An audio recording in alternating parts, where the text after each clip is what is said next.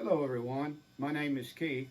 Amateur radio call WD4PTJ or Whiskey Delta 4 Papa Tango Juliet, which brings me to what this video is about. Something that I guess kind of, I don't know, bothers me as a quirk of mine, and that's people not using phonetics when they give their call sign on HF. Uh, on 2 meters, VHF, UHF, 2 meters or 440 repeaters on FM, it may not be a problem at all. The clarity of the signal, it may not be a problem if you don't give your call sign phonetically. But on HF, it can be, you're on sideband, it can be a totally different thing. Give my call sign for an example. If I don't use phonetics, I'll come on and say WD4. If I said WD4, WB4. If I say PTJ, if I said BDJ, it can get to be confusing for the station that you're calling. Especially if someone's working in a contest or they're trying to work a DX station in a pile-up or any station that's in a pile-up. Somebody that doesn't know your call sign and you're not giving it phonetically, it can be confusing for them, hard for them to pick you out.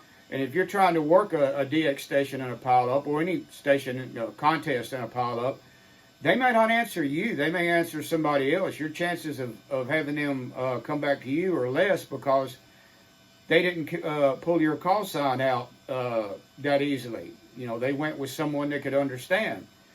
And I hear this quite often.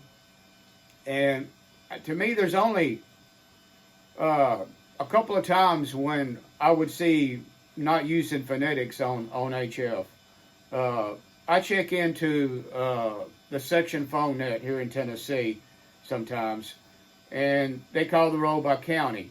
And when they get to my county, there's only about 3 or 4 people that usually check in from my county, and all of them are on the roster of the net control stations usually. So they know pretty well who you are, even if you don't give it phonetically. They've heard it enough, and they're looking for you, so they know it's not quite as important, perhaps. And I don't use phonetics when I check into the section net like that. First time I would check in with a new net control or any net like that when I hadn't checked in before, I would give it phonetically. Another time might be if it's a group that rag chews that a certain frequency perhaps that you're a regular participant in, and they all know your call sign. That's not quite as urgent for you to give it phonetically, and you're identifying every 10 minutes. It's required by the FCC during a rag chew there. That I can understand if that's not given phonetically, but I just don't understand. I guess it kind of rubs me when I hear it. People that get into trying to contact somebody during a contest, or even if they're the one calling CQ during a contest, and they're not giving their call sign phonetically. If I can't pull it out, if they're calling CQ in a contest and I can't pull out what their call sign is, I'm not going to waste my time lots of times. I'm going to go turn the VFO and find somebody that I do pull their call sign out quick.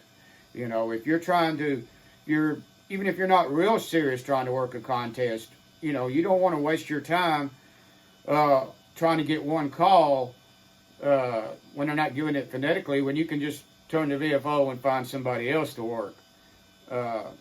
And the same thing when somebody's trying to work a DX station, he's just not likely, if there's a big pile up and you're not giving it phonetically, he's a lot less likely to come back and answer you. When there's so many other stations that he can answer that are giving their call sign, phonetically. So that kind of, kind of, I don't know whether to say bothers me, or when I hear it, I kind of, why don't you just give it phonetically? Makes it so much easier for everybody. And I know, some people are going to, say I'm nitpicking. Maybe I am, I don't know. But that's just kind of how I've looked at it. And from experience, that